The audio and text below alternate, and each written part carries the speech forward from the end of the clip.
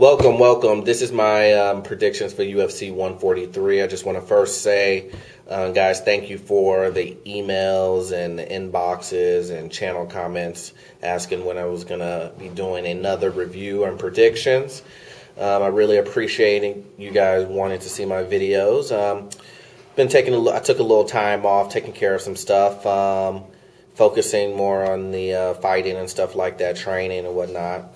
But I'm jumping back on back onto things, and will continue to do what I used to do, and that's as far as making predictions and reviews. Sorry for the time gap here. Let's first start with the predictions, like I said, for UFC 143, and we're going to start with Ed Herman versus Clifford Sparks. This fight here is, I don't know, Ed Herman is one of those guys who's kind of like you really don't know who he is. You forgot about him. Long injury, layoff type of guys, lost in the big scheme of things type of guy. But he's finished. I think he's finished 5 of his last 6 UFC wins over some really tough guys. And I just seen him just really running over Starks here, just by using a lot of his, his wrestling. He has a lot more technique than Starks. Just being a more experienced guy.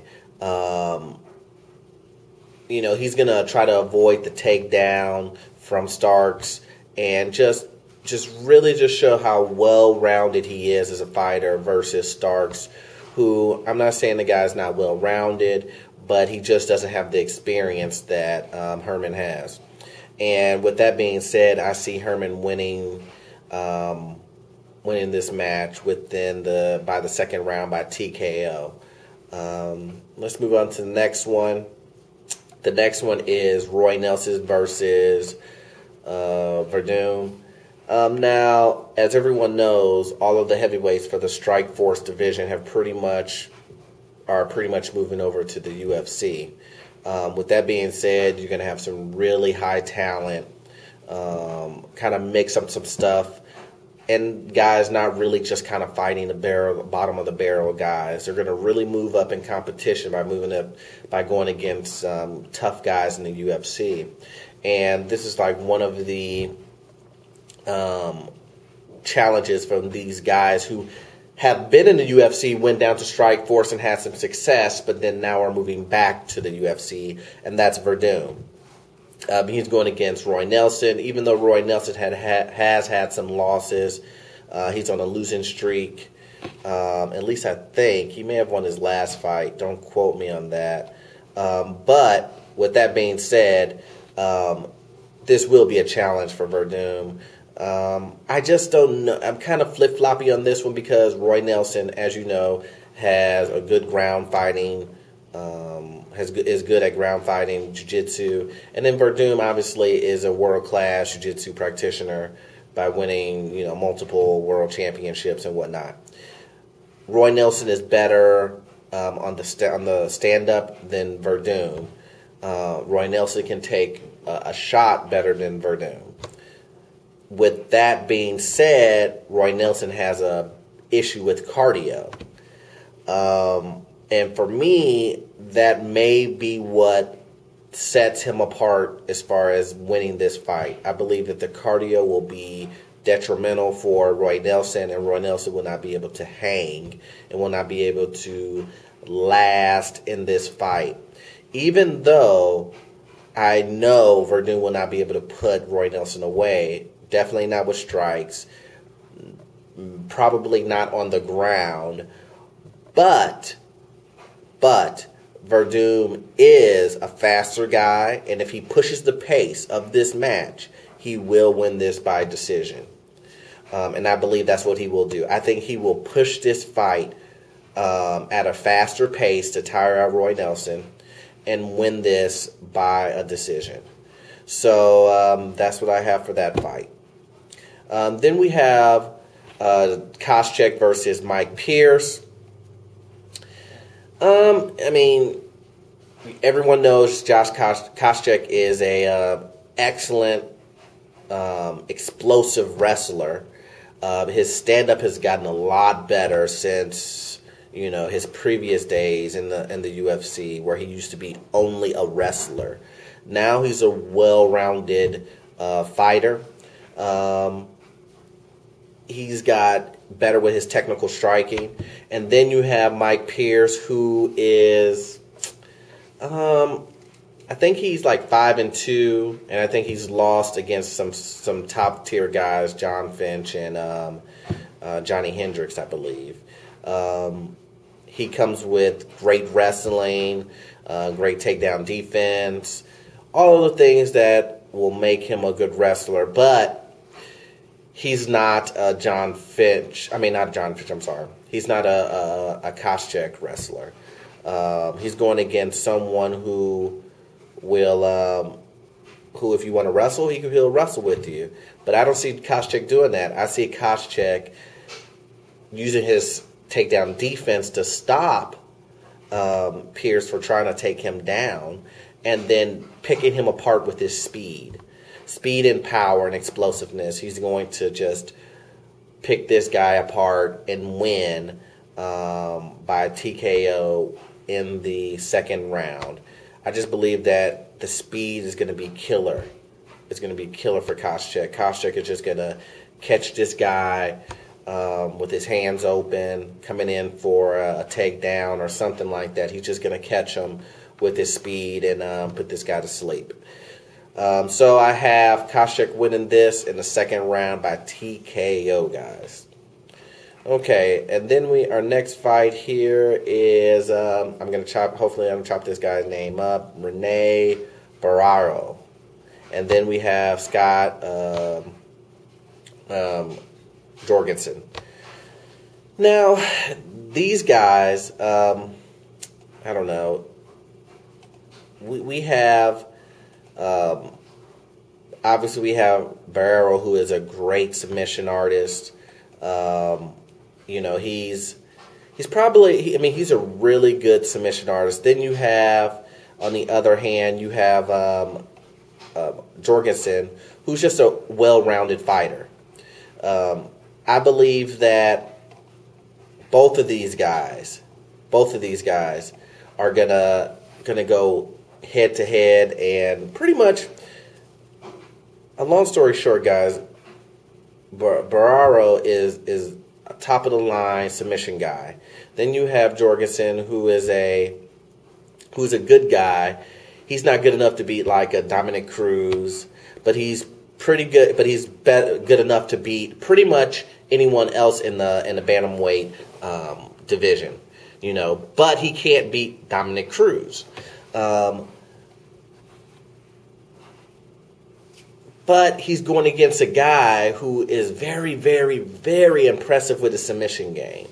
I mean, this guy is pulling out arm bars and all types of stuff from thin air. Now, obviously, he's not doing it from thin air, but that's how good he is. The guy is just an excellent submission artist. And it's hard to deny a guy who's a submission artist. Now, I know a lot of you guys are saying, well, Orlando, even though he's a submission artist, he's got to get to the ground first. He's got to, do something to get it to the ground first, and maybe he may get, hit in the head or, knee in the face before he even gets to a takedown. And this is true. And do I see Jorgensen really doing that? No, I don't. I see Jorgensen trying to take Barao down by using his wrestling and trying to do a ground and pound or, try to do something like that. And when that happens, he's going to get submitted. He's going to realize that he's not really the most athletic guy on the bottom. When you touch the ground, you're not, he will realize that he's not the guy who should, he's at a disadvantage when he's on the ground. So I have Barao winning by submission in the third round. I think that's when it's going to happen. So the next fight we have here is Nick Diaz versus Carlos Condit. Now, I'm torn here, guys, because this is for the interim welterweight championship, because we know GSP is hurt at the moment. And by the way, from the reports, it says that GSP is doing pretty good. I watched UFC Tonight. He was a guest speaker on there, a guest host. And he said that his ACL treatment and everything is going really, really good, and he should be back on schedule very soon. But I'm torn on this, guys, because Nick Diaz, yes, he's an excellent striker, a sloppy striker. When I say sloppy, everyone who strikes, the main objective is to strike but not get hit. Nick Diaz's idea of striking is to hit you more than you hit me. He doesn't really care about getting hit. You know, he'll get hit a couple of times to throw 4 or 5 punches. You know. And yeah, that's reckless for a striker. For a boxer, that's reckless. But it's effective for him in MMA. You know, he throws, you know, he's a guy who throws 400-some odd punches going against BJ Penn. You know, that's crazy. Then you have Carlos Condit, who's not necessarily a punches and bunches type guy. He's a really heavy-handed guy. He catches you with the punches, with the heavy-handed punches, and not only top of that, he throws a lot of knees. He's probably one of the best guys who can throw knees in the welterweight division. He's just a really good, well-rounded fighter. But with this idea, if Carlos Condit would do what's best for him in this fight. And what's best for him is to take Nick Diaz down and hold him down, wrestle him, and pound on him. That would be the best thing for Condit to do. Do I think Condit's going to do it? No, because he's one of these guys. Nick Diaz is one of these guys too, where we're going to put on a show for the fans. We're going to put on somebody's going to get finished here. And they're willing to stand up and exchange blows. Now, with that being said, Nick Diaz is going to win that type of game. A guy who goes in there and you know, let's just finish the fight. Let's see who's gonna get knocked out by standing up. And the winner of that would be Nick Diaz, because Nick Diaz will be able to take some shots, but he's gonna wear Condit down. He's gonna wear him down in 5 rounds. He's gonna hit him in the body, throw punches, you know, come on, hit me, and then, you know, throw, you know, just so many punches and keep it so active that it's going to wear down Condit. And but I don't really want. I would love to see Nick Diaz go against GSP and get destroyed. But I also want to see Carlos Condit go against GSP too, because that'll be a good match too. But one is skill versus one is kind of like a WWE bad guy versus good guy type of thing going on. Because GSP really hates Nick Diaz. So I kind of want to see both of them. So it's going to be a good fight all the way around.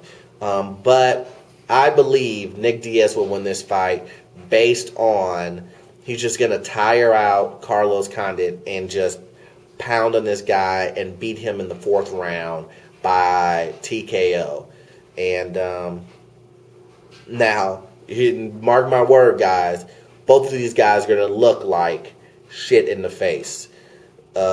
Nick Diaz is going to just be pounded out in the face just as bad as Condit is going to be pounded out in the face, because that's just how his fights go. He takes abuse and the other guy takes abuse. look at the BJ fight, and you'll see that that's what happened. And all of his fights are like that. He doesn't care if he gets his nose broken. He's just one of those tough guys who will take a beating to win. And he doesn't care about the damage. So there you go, guys. That is my prediction for UFC 143. As usual, please review, comment, rate. Please rate, comment, and subscribe. And I'll see you guys next time on UFC 143 reviews. Once again, thanks, guys, for watching, and peace.